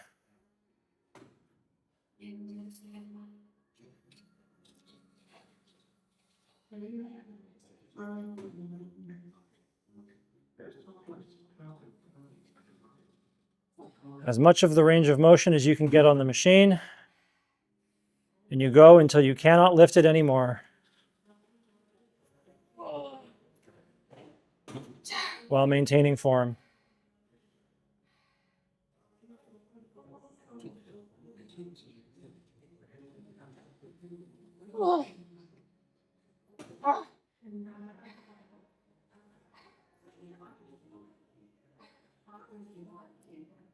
One more.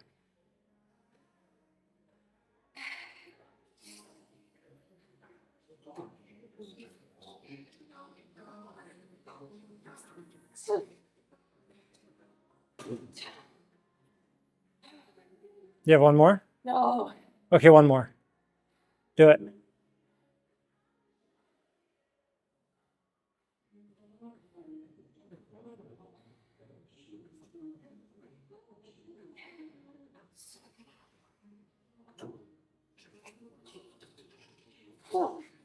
See, she had half more. Now the bum is dead. Now you get yourself out of the airplane trap device and you try to find if you can remember how to stand.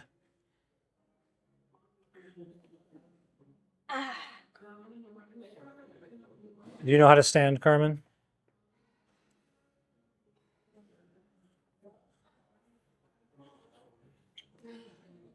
Do we remember how to stand? I don't have a stand. Oh.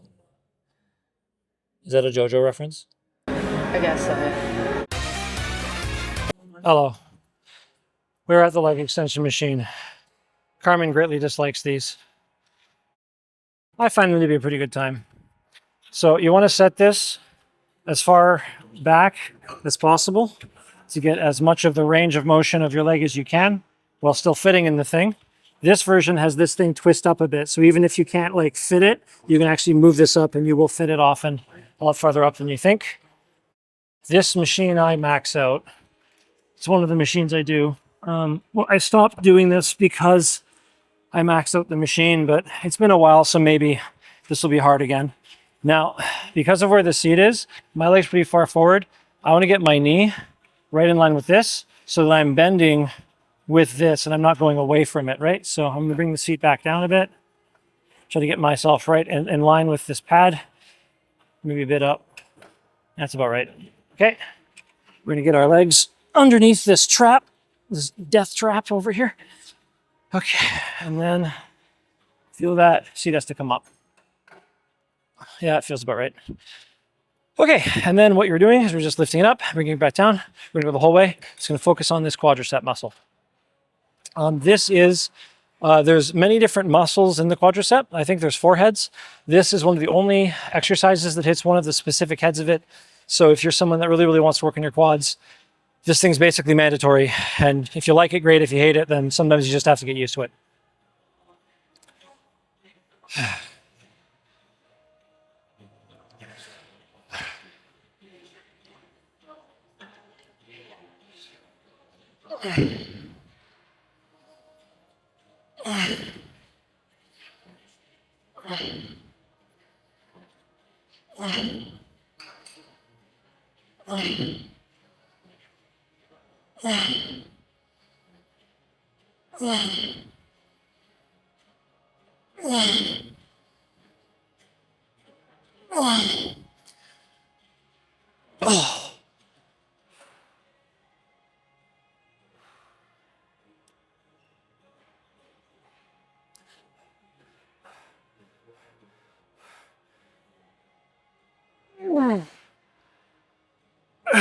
Okay, I'm starting to lift up with my lower back. Okay, let's get out of machine. Okay. Yeah. And now we learn to walk again. Okay, welcome to the giant cable attachment machine. There are many different things you can do in this machine. You basically have a cable with attachments and you can do all sorts of stuff. Carmen is going to be doing a tricep exercise. Oh, come on. Which is the opposite of the bicep. It's this part there. So she's going to open her arms to move the weight.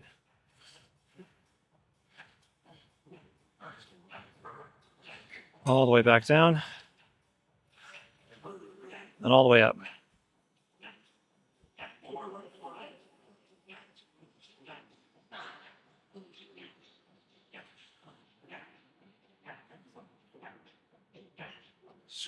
We are my friends.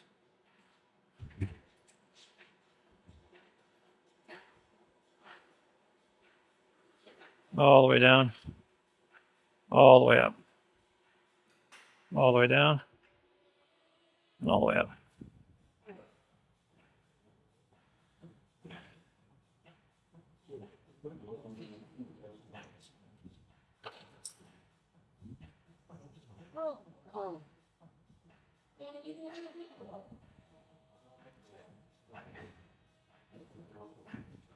And this is where the pain begins.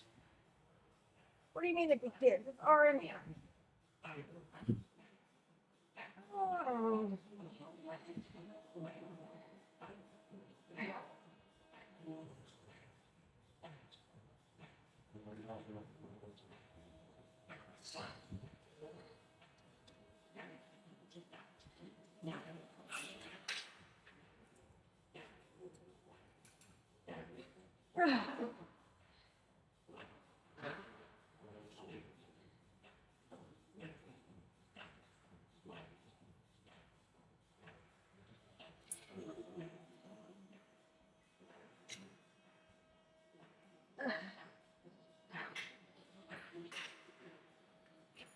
How was that, Carmen?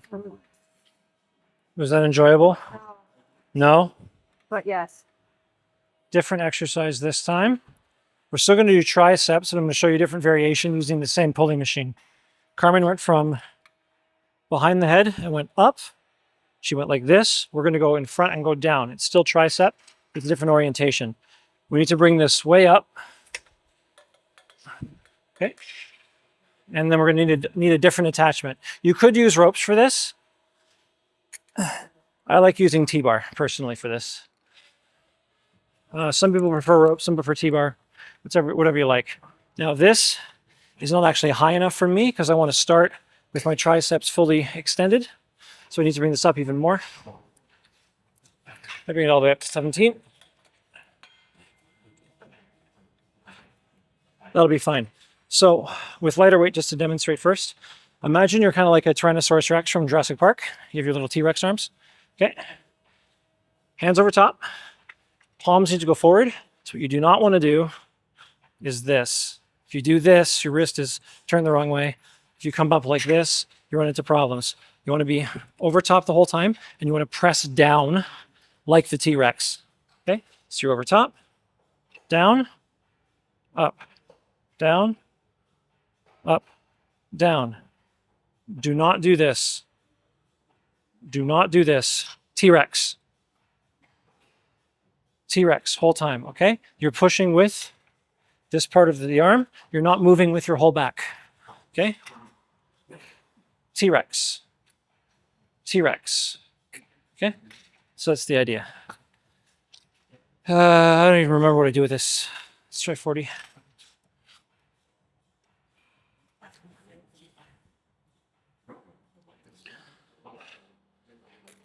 Oh, that's way too light. That's way too light.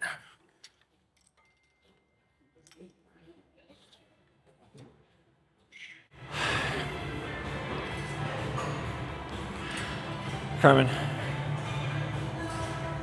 Jamiroquai is playing.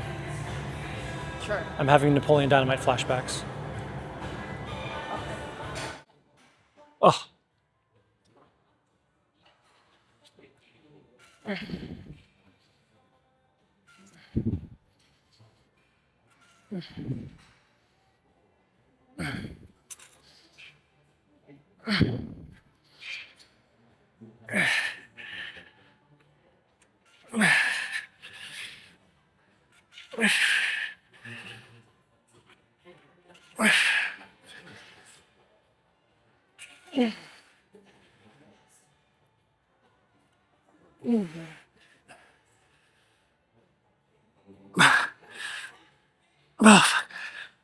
No, I can't move.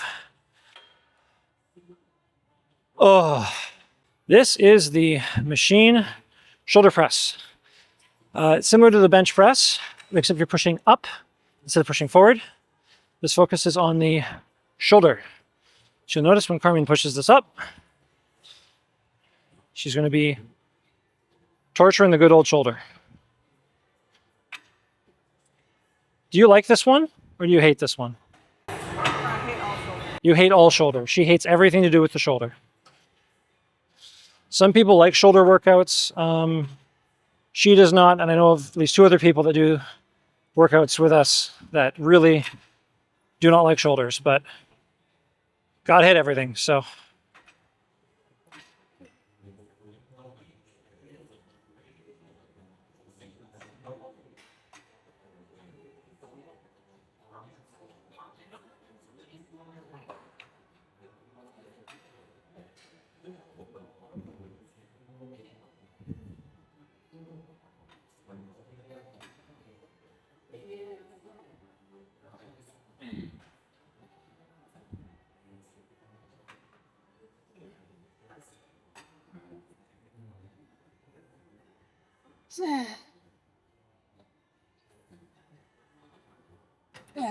One more.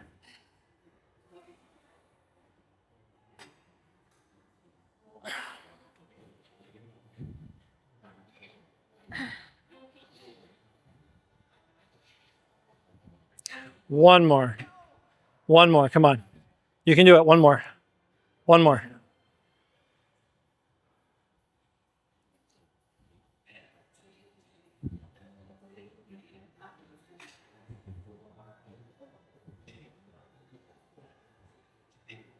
Yes. The victory pose. Remember, you've always got one more. Don't you always have one more, Carmen? No. No? No. You did that time, though. Well, that time you did. You had one more that time, right? Did you have one more? It was. No, you didn't see It was clean. You did that one. It was good. Okay, so dumbbell shoulder press. These I like it actually when the benches go a bit further up like this. These ones are still on an incline, but this gym doesn't have the benches that go all the way up like I like anymore. So this will have to do. With a shoulder press and with dumbbells, it's similar to the one that you just saw Carmen do. You're gonna bring the weights up, you go up, you go down. Now, ideally, I want to be here actually and do this. So we'll see if I can just do that naturally, but I like back support, so we'll see. There's another variation of it also, where you go up, come down, come in, and then go up again. When you're doing this, try to make sure that your shoulders are back. They're not forward, okay? So roll the shoulders back. You're going up like this. You don't want to move your rotator cuff up this way. Rotator cuff is, no, whatever. It's been a long day. Okay. Okay. And actually, little tip, if you can't get these things up,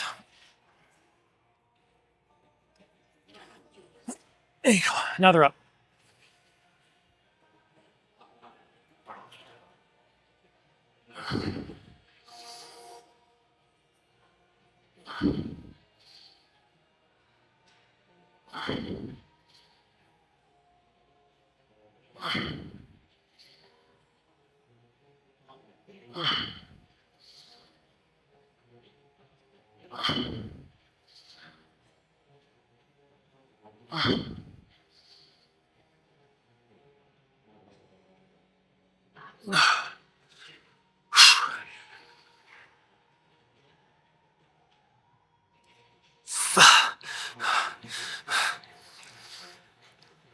That's not moving.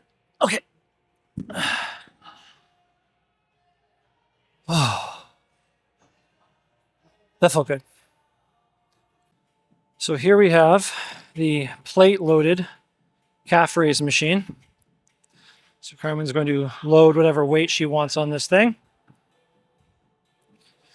And the way this works is you load your weight on, use the middle attachment to bring this thing up, and then you use the bottom and you put your foot here and you calf raise. So now she's going to go under this thing, and then she will move the, you're going to want to pull out the orange thing a bit and move it.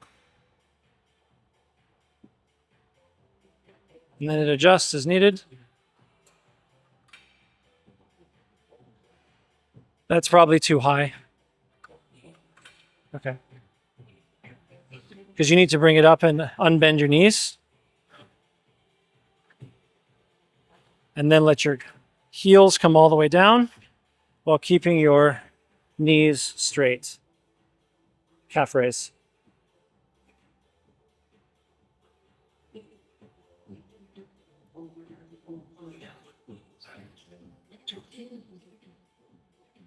Calf raise.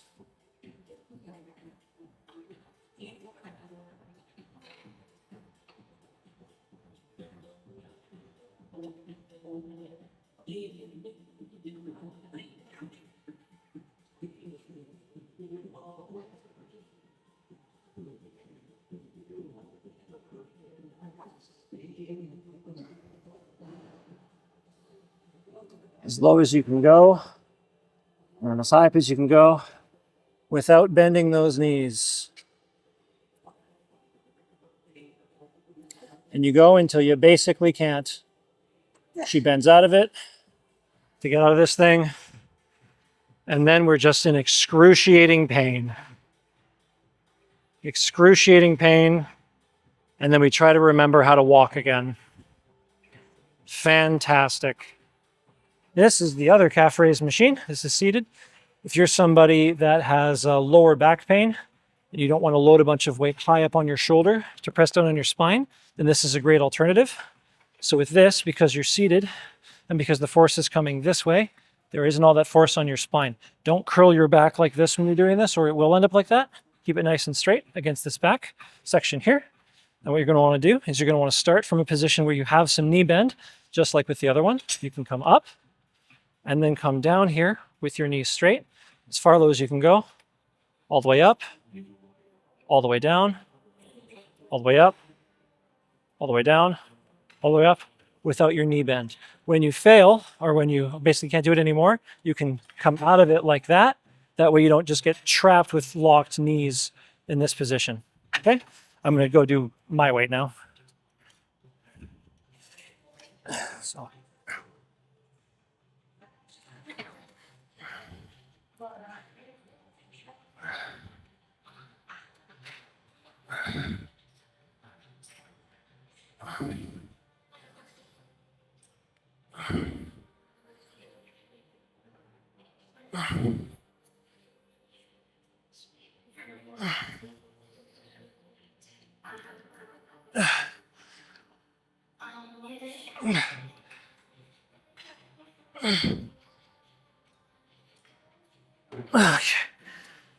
And I think I still have some more in me, so I'm going to do what's known as a drop set. So I'm going to take this weight, basically put it in half, and just go again immediately.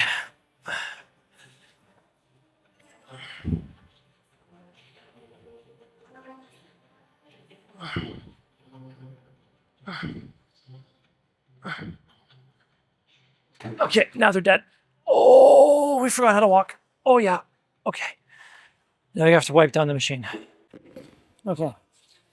Last thing we're going to demonstrate today, we're not going to demonstrate a squat actually. Squats are very good, but we just didn't get around to them. This is a Romanian deadlift, or otherwise known as an RDL.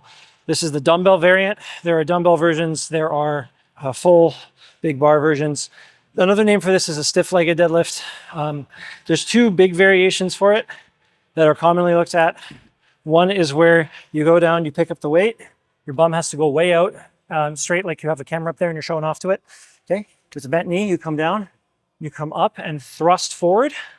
You come back down like that, straight up. Okay, you're going straight up and straight down. This is a huge, great exercise for your hamstrings and your glutes. Very, very good exercise if you want to learn how to pick up a lot of weight, if you want to get good at picking up boxes off the floor. Very, very great exercise. Once you can comfortably do them, even with like 5 pounds just to get started, as long as your back can take it, which with most people, unless you have like a serious back injury, you should be able to handle it. Fantastic exercise.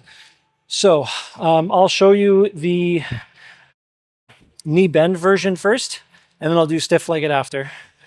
This is the heaviest weight that Planet Fitness has for dumbbells.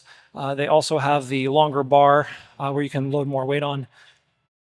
But most people, I think, should start with the dumbbells. They're easy to progress, and I don't know. I always found learning with dumbbells easier for this. I just preferred them. You can try the larger bar if you want. Okay, so I'm going to put them in a position where they're right at the edges of my shoes, like so. I'm going to go down, bum out, knees bent to pick up.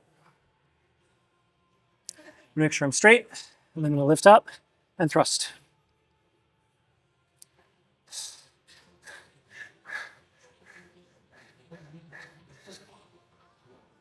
Okay.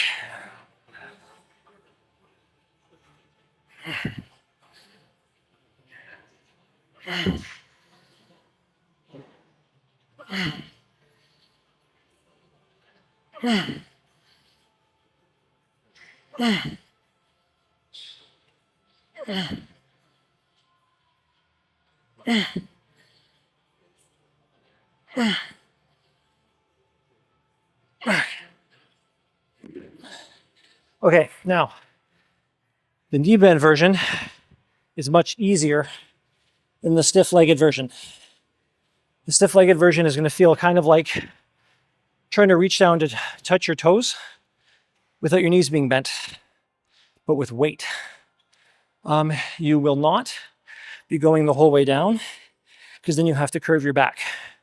You're going to be going as far down as you can get without curving your back and without bending your knees. For me, the full range of motion is here. That's my full range. Okay? So I'm going to knee bend these up to this position. I'm going to come down to here, and I'm going to come up from there, and that's it. And at the end, when I get to here and I'm out, I'm going to either bend down and put them down, or I'm just going to basically throw them forward and drop them, because you don't want this landing on your shoe.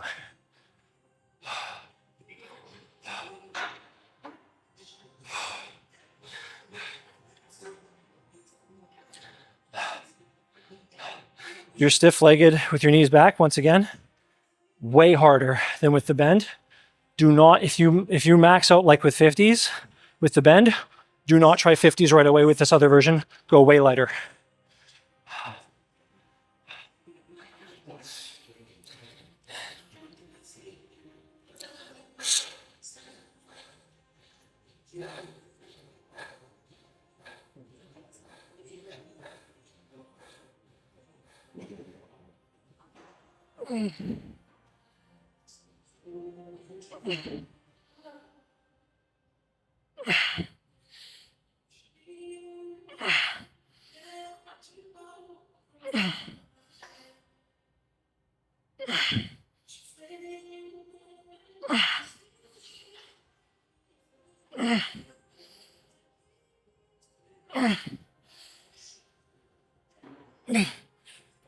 That's it. Yeah. I felt I was going to round my back. It's not worth it. If you're about to cheat it, just drop the things. And that's the workout. 5, 3, 3, 2, 2. I demoed the deadlifts at the end, so that was more for me, but still. 5, 3, 3, 2, 2. The first week, first 1 or 2 workouts, it'll probably feel like hell. And then a week or 2 later, it'll be easy. It won't be that big. It will not be that big of a deal. Pretty much everybody that I've done this with, even if they've never been to the gym before in their life, 100+ pounds overweight, you can actually do this. The first week is going to suck, but you get into the rhythm and it's not that bad. You got to eat the protein though. If you do all this work and you don't eat the protein, my God, what a waste of time. So I'm going to go home now and probably eat at least 50 grams of protein from shrimp because I feel like shrimp today.